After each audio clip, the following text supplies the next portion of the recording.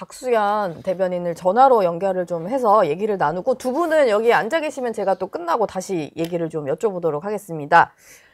의원님 지금 전화로 연결되어 있으시죠? 예, 안녕하세요. 박수현입니다. 네, 박수현 더불어민주당 수석 대변인이십니다. 네. 지금 정청래 대표가 당원과 대의원의 어떤 투표 비율을 당원 1인 1표제로 가겠다라고 하면서 중앙위원회 결정은 일주일 연기를 하셨는데요. 네. 이걸 놓고 지금 용산과 민주당의 갈등이다라는 분석들이 좀 있잖아요. 예? 용산과 민주당의 갈등이요? 명청 갈등이다. 뭐 이런 얘기도 좀 있잖아요. 처음 들어보는 관점인데요. 아, 그런가요? 기사가 많이 나왔는데. 아니, 명청 갈등은 처음 들어보고요. 다만 당내 무슨 갈등 아니냐라고 하는 이런 말은 나올 때가 됐어요. 제가 볼 때는. 그랬더니 느닷없이 명청 갈등이라는 건 연결이 안 되죠. 왜 용산이 이재명 대통령께서 이 문제에 관여를 하셔야 됩니까?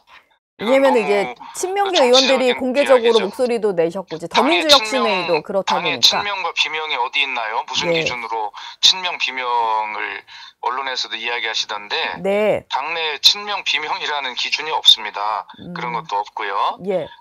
어떻게 대통령 임기 1년도 안 된 이 초기에 당내에 비명이 있을 수 있습니까? 친명이 있을 수 있고. 그러므로 이것은 뭐 과도한 관심의 표현이지요. 실제 그렇지 않습니다. 더구나 지금 질문하신 명청 갈등이라는 것은 질문 자체가 성립하지 않습니다. 알겠습니다. 이거 좀 여쭤보고 싶은데요. 당원 당규 개정안 처리 예정일이 이제 12월 5일이잖아요. 근데 이제 그 날짜를 좀 계산해 보니까 지방선거가 6개월 전에 당직자들은 이제 출마를 할 생각이 있으면 사퇴를 해야 되는 그런 규정이 민주당에 있으시더라고요. 그렇습니다. 근데 최고위원 중에 뭐 지금 출마 후보군으로 거론되는 분들이 꽤 많으셔가지고 최고위원 7명 중에 5명만 사퇴를 해도 비대위로 전환된다. 이런 기사들이 오늘부터 좀 나오고 있어요. 가능성이 어느 정도 있을까요? 그래서 이거를 제가 수석 대변인으로서 한 2주째 우리 출입 기자님들에게 자세히 계속 설명하고 있는데 오늘도 또 이런 질문을 하시네요. 저희에게도 좀 설명 부탁드릴게요. 12월 3일이 사퇴 시한입니다. 정확하게. 12월 5일에 중앙위원회를 하니까 그때가 사퇴 시한이 아니냐는 질문이 있으신데 그게 왜 연결이 되는 사안인지 저는 이해를 못하겠고요. 명확하게 말씀드리면 12월 3일, 12월 2일 자정이 사퇴 시한입니다. 그리고 우리 당원 당규에 의하면 잔여 임기가 8개월 이상이 남으면 이걸 보궐선거를 하게 돼 있어요. 그리고 현재 최고위원들 선출 일시가 8월 18일이기 때문에 8개월 이상의 잔여 임기가 남는 경우에 해당합니다. 그래서 이 부분은 정해진 당규의 당원에 따라서 보궐선거를 해야 합니다. 2달 이내에 하게 돼 있습니다. 그러면은 비대위로 자동 전환이 되는 게 아니고 한 번 더 전당대회 여셔가지고 선출을 해야 되는 거네요. 아닙니다. 이게 비대위로 전환하는 것은 지금 현재 9명의 최고위원 구성 중에 5명 이상의 거리가 생겼을 때 비대위로 전환이 되는 것이고요. 현재로 이제 사퇴하시는 분이 이제 5명 안쪽, 다시 말해서 4명까지만 이제 거리가 되면 그것은 이제 비대위로 전환하지 아니하고 보궐선거를 한다 이런 뜻인데 현재 이제 여러 가지 사정으로 이제 뭐 지방선거 출마 등의 사정으로 이제 사퇴가 의사를 가지고 있는 최고위원님들이 5명까지는 안 됩니다. 5명까지는 안 되나요? 그래서 그렇게 이제 비대위로 전환한다거나 뭐 이런 문제 상황은 발생하지 않을 것으로 보고 있고요. 현재는 그렇습니다. 그래서 2달 이내에 보궐선거를 하면 되는 그런 케이스에 해당합니다. 뭐 이거는 지금 이제 비대위 전환 문제랑 상관없는 건데 박수현 대변인 같은 경우도 이제 늘 보면 충남지사 후보군으로 거론이 되시는 분이다 보니까 혹시 출마 생각이 있으신지 궁금한데요. 뭐 결심하신 게 있으실까요? 저는 그런 생각을 아직 해본 적이 없고요. 늘 지방선거 때만 되면 제 이름이 거론이 돼서 좀 곤혹스럽기도 한데요. 하여튼 뭐 저는 수석 대변인으로서 현재 그 당의 입장을 잘 국민께 설명드리는 일에 최선을 다하고 있을 뿐입니다. 알겠습니다. 대장동 항소 포기 여파가 좀 이어지다가 요즘에는 정치권에서도 이슈가 좀 들어간 것 같기는 한데 여야가 네. 국정조사를 좀 협의를 시도를 하시다가 예. 뭐 이런 얘기가 있더라고요. 여권 내부에서 이제 국정조사 그냥 하지 말자. 뭐 그냥 이제 이 이슈는 넘기자. 이런 결론이 나왔다는 보도가 나와서 실제로 그런 건지 좀 궁금한데요. 글쎄 현재 이제 여야 뭐 2+2 협의 결과나 이런 것들이 계속 결론이 안 나고 있어서 예. 이제 국민들께서 보시기에 이 국정조사는 이제 좀 안 하는 건가? 김이 빠졌나? 이런 생각을 하시는 것도 당연하죠. 예. 그런데 국정조사는 기본적으로 야당이 요구하는 것 아니겠습니까? 그래서 뭐 그럼에도 불구하고 민주당은 이번 문제에 있어서 그 항소 자제를 하는 과정에서 무슨 뭐 용산 또 윗선 이런 뭐 압력이 있었다라는 의혹을 제기하니 좋다.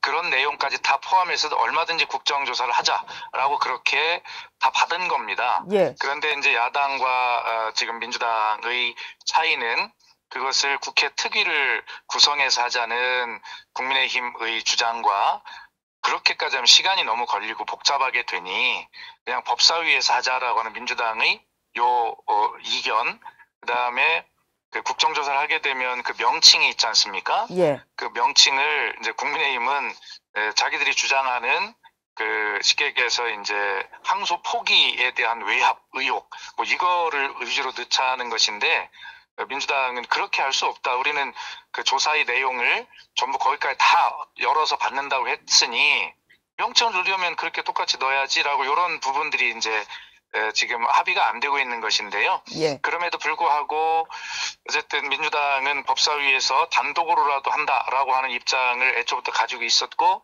국민의힘도 그 내용은 잘 알고 있습니다. 그러나 현재 이제 더 진행이 안 되는 걸 보면 그리고 이미 또 뭐 검찰의 인사도 또 다 이루어지지 않았어요. 예. 뭐 이런 측면에서 야당이 아주 거세게 국정조사를 하지 않는 한 이 국정조사에 대한 동력은 이미 좀 빠진 것 아닌가라고 하는 뭐 이런 생각을 국민들께서 하실 수 있고요. 예. 다만 민주당은 여전히 끝까지 합의를 해서 이 국정조사가 이루어질 수 있도록 하겠다, 최선을 다하겠다 하는 입장에는 변화가 없습니다. 예. 그러면은 아예 합의를 안 하시겠다, 논의 자체를 접었다, 이건 아니란 말씀이시네요. 그렇습니다. 예. 예. 그러니까 야당이 얼만큼 더 요구를 하고 뭐 하느냐 여기에 이제 동력이 달려 있는 것이죠. 예. 예. 어제 민주당에서는 이제 사법불신 극복 TF에서 법원 행정처 폐지하는 뭐 이런 사법제도 개편안을 발표를 하셨습니다. 일단 초안이 공개된 것인데 대법원장에게서 인사권을 좀 뺏는다 이런 표현이 좀 맞을 것 같더라고요.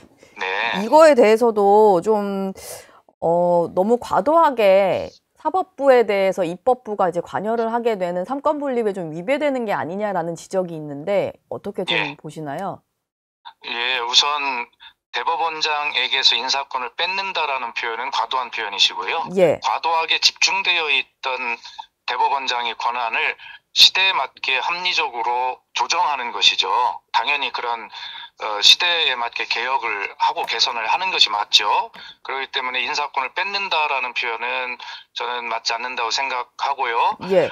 그리고 사법개혁 우리 사법행정 TF에서 내놓은 요 안은 그야말로 초안 중에 초안, 초초안이라고 할 수 있고요. 예. 그에 대해서 이제 여러 가지 여론도 듣고 공론화의 과정이 있을 거 아닙니까? 거기에 대해서 지금 앵커께서 질문하신 대로 너무 과도하게 뺏는 거 아니야? 삼권 분립을 위배하는 거 아니야? 또 이런 이해 당사자인 법원 측의 의견도 있을 수 있는 거죠. 예.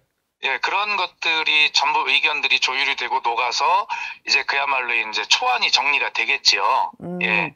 그리고 그 초안에 대해서 당 지도부 이제 보고도 있을 것이고, 근데 그런 절차 중에 있는 것이지, 어제 나온 그 TF의 초안 중에 초안, 초초안이라고 할 수는 이것이 최종 의견이 아니기 때문에 우리는 자연스럽게 지금 그러한 그 공론화, 토론의 과정으로 진입하고 있는 중입니다. 그런 의견들이 다 모아져서 초안이 만들어지고 또 그것을 국회 과정을 통해서 야당과 또 논의를 해가면서 통과를 시키는 그런 과정으로 지금 진행을 하는 것이죠. 예. 알겠습니다. 다음 달 3일은 이제 비상계엄 사태가 있었던 지 1년이 되는 날인데요. 일단 정청래 대표는 최근에 국민의힘을 위헌정당 심판 대상에 올려서 헌법 절차를 밟겠다 이런 얘기를 좀 공개적으로 하셨어요. 네. 실제로 좀 추진을 하실 계획입니까? 그러니까 그렇게 대한민국 민주주의를 무너뜨리고 국민을 불안에 빠뜨렸던 그런 12.3 불법 비상계엄이 이제 벌써 1년이 다가오네요. 예. 정청래 대표가 계속 그 위헌정당 심판 청구의 가능성을 계속 이야기하는 것은 그럼에도 국민의힘이 아직 탄핵된 대통령을 배출한 정당으로서 반성하는 모습은 보이지 않고 계속 장동영 대표 체제 이후에 더욱더 그런 뻔뻔한 모습을 강화하는 쪽으로 계속 가고 있고 심지어는 극우 아스팔트 세력과도 손을 잡아야 한다라든가 우리가 황교안이라든가 부정선거를 주장하는 것 아닙니까?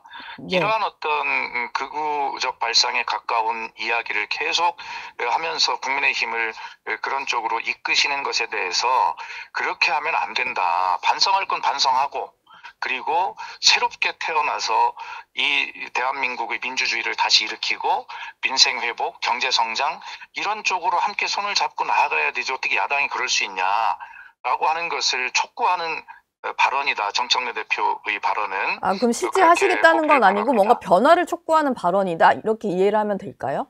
예, 지금 그렇게 보셔야죠. 예. 네, 알겠습니다. 지금까지 박수현 더불어민주당 수석대변인 연결해서 얘기 들어봤습니다. 의원님 오늘 말씀 고맙습니다.